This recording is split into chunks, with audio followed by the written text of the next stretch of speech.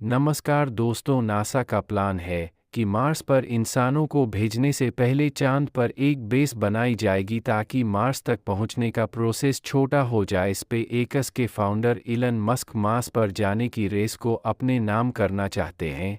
इसके अलावा यूरोपियन और रशियन स्पेस एजेंसीज भी इंसानों को मार्स पर भेजने की बातें करती हैं, लेकिन मार्स के हार्श एटमॉस्फेयर में लैंड करने के बाद वहां इंसान जिंदा कैसे रहेंगे, क्योंकि जमीन के बरक्स मार्स में जिंदगी की सबसे बड़ी ज़रूरत ऑक्सीजन मौजूद ही नहीं है। नासा ने मार्स पर ऑक्सीजन बनाने का क्या तरीका निकाला है और इंटरनेशनल स्पेस स्टेशन जिस तरीके से ऑक्सीजन बनाता है वह तरीका मार्स पर काम क्यों नहीं कर पाएगा। पीपी शो की वीडियोस में एक बार फिर से आपका स्वागत है। इंसानों की मार्स पर रहने की ख्वाहिश के पीछे ढेर सारी वजूहात हैं, जिनमें साइंटिफिक एक्सप्लोरेशन और स्पेस क्यूरियोसिटी का फैक्टर तो है ही, लेकिन इन ख्वाहिश के बीच एक मजबूरी या खौफ भी है। वो यह कि अर्थ पर किसी आफत की वजह से कहीं इंसानों की नस्ल खत्म ही ना हो जाए, जैसा कि 65 करोड़ साल पहले हमारी दुनिया से डायनासोर्स का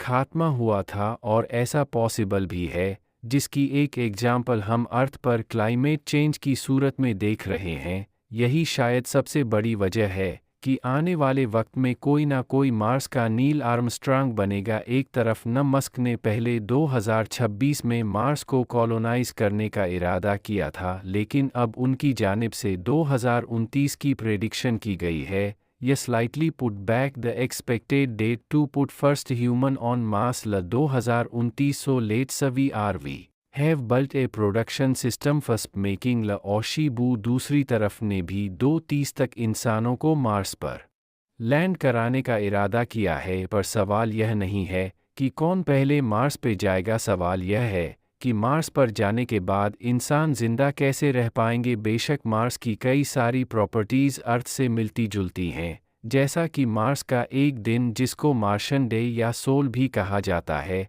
उसकी लेंथ अर्थ के दिन के मुकाबले में सिर्फ 39 मिनट्स ही ज़्यादा है। वहाँ भी मुख्तलिफ मौसम है और अर्थ पर भी। इसके अलावा अर्थ के पोल्स पर भी आइस कैप्स हैं और मार्स के पोल्स पर भी, अर्थ पर भी एटमॉस्फेयर है, जबकि मार्स पर पतला ही सही लेकिन एटमॉस्फेयर ज़रूर है। लेकिन एक चीज़ जो मार्स पर इंसानों के रहने के लिए बिल्कुल नाकाफ़ी है, वह है ऑक्सीजन। तो आखिर मार्स पर यह ऑक्सीजन गैस कैसे बनाई जाएगी, वह भी एक दो लोगों के लिए नहीं, बल्कि मार्स की एक पूरी कॉलोनी को आबाद रखने के लिए। एक्सट्रीम सिचुएशन में इंसानों को जिंदा रखने की बात की जाए तो सबसे पहले ख्याल आता है आईएसएस यानी इंटरनेशनल स्पेस स्टेशन का। इसको आज स्पेस की हार्श कंडीशन में 25 साल गुजर चुके हैं और अभी तक यह लगातार इंसानों को ऑक्सीजन और फ्रेश पानी बनाकर देता रहा है। इंटरनेशनल स्पेस स्टेशन में 4 से 5 एस्ट्रोनॉट्स हर वक्त मौजूद रहते हैं, जिनकी रोज़ाना पानी की रिक्वायरमेंट कम से कम भी 45 लीटर है, यानी महीने की 1350 और साल की 16,200 लीटर। इसके अलावा आईएसएस पर 1000 केजी ऑक्सीजन गैस सालाना इस्तेमाल होती है।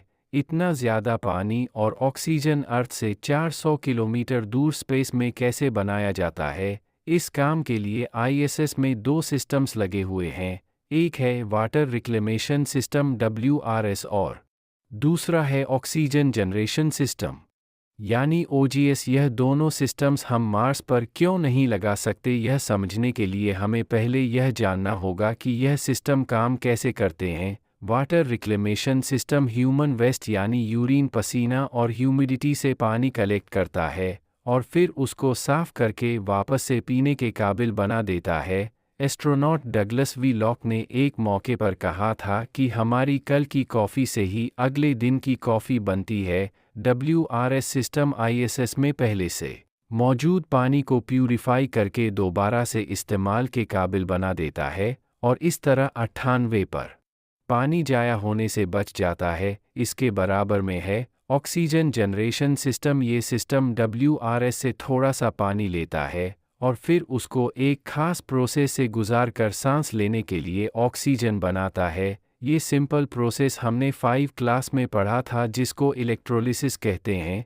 पानी में से इलेक्ट्रिकल करंट को गुजारा जाता है, जिससे पानी ऑक्सीजन गैस और हाइड्रोजन गैस में बदल जाता है। ऑक्सीजन गैस को सांस लेने के लिए इस्तेमाल किया जाता है, लेकिन हाइड्रोजन तो एक बहुत ही खतरनाक और इन्फ्लेमेबल गैस है जो पूरे आईएसएस को सेकंडों में जलाकर फायर बॉल बना सकती है। इस हाइड्रोजन गैस को जाया नहीं किया जाता, बल्कि इसको एक और सिस्टम में डाला जाता है जिसको सटियन सिस्टम कहते हैं। यह सिस्टम आईएसएस में मौजूद एस्ट्रोनॉट्स के वेस्ट कार्बन डाइऑक्साइड को जमा करके उसको हाइड्रोजन गैस के साथ मिलाकर उसमें से पानी, मीथेन गैस और थोड़ी सी गर्माइल है, पानी को वापस से इस्तेमाल में लाया जाता है। गर्माइल मैनेजमेंट सिस्टम में डाल दिया जाता है, लेकिन मीथेन गैस जिसकी अर्थ पर बहुत अहमियत है, उसको आईएसएस से बाहर स्पेस में निकाल दिया जाता है। मीथेन गैस जो एक तरह का फ्यूल भी है, इससे एनर्जी भी बनाई जा सकती है